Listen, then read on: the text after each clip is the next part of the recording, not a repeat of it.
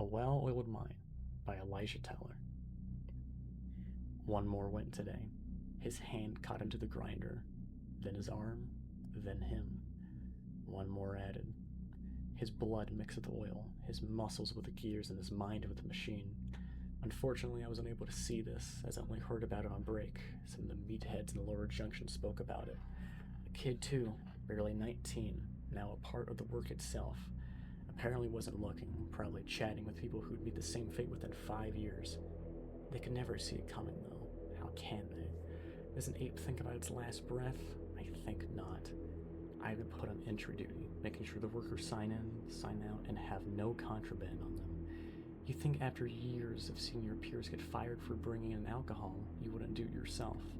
Well, you'd be wrong. You see all kinds of faces and patterns, school dropouts, criminals, and very rarely just the one trying to provide. All of them utterly disgusting. They toil and work every day without truly knowing why. Do they know why their internal machines tick away? Do they know why the world works as it does? Do they truly know what this factory even produces? I think not. They speak of God and hope, but they ignore the whispers deep in the sprockets, the writings between the belts, and the screams caught in the smoke. One more went today, one more he won't check out. Less paperwork for me. When you leave the building, you'd be a fool not to look back on it, a monument to the modern age.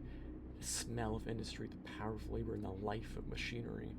They give all into it, the eternal heart of metal, steam, and rust. You wonder what it feels like after a while, being melted deep into it all in your last moments. Do you think about your life, your work? Do you question the purpose of this damned thing? Or do you feel at peace? How I wonder. All this thought whilst the mechanical choir sings, the steam, the clanging, the groans of tired old men. Truly something special. How can none of them see that? We've been having these kinds of accidents for as long as I can remember. Some weeks more, some weeks less, but never any major blowback from them. A tall, frail man wearing circular glasses and a bowler hat would come in, calling all the workers to the main foyer, including me. He'd simply say, "The work goes on. Breathe with it, and it shall breathe with you.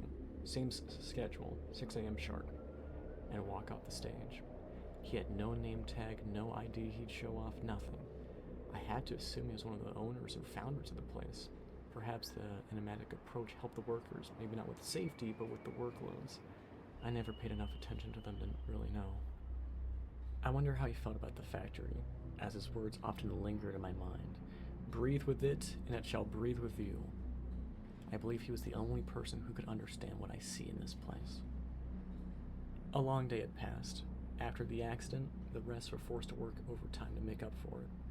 3 hours worth. I saw tired men walk in. I saw ill things walk out. The last one had just shuffled out, and I was alone. Protocol now states I pack up my things, sign out, and leave. But on this night, this very special night, such an idea was ignored. I strolled by every section of this dear place in awe of it all truly. All the mechanisms working together in a truly beautiful and grotesque way. So entrapped by these ideas, I never questioned why they were still on after work hours. Machines don't breathe, they don't sing, and they don't speak. I ignored it all, for I was at the center of its beauty, the high-rising smokestacks, a sign to the world of its stature, the ever-burning furnaces raging like they always have and always will. And there it sat, the grinder. I could still hear the screams emanating from it, not the boy screams, for those really didn't exist anymore. It was something new, something not human.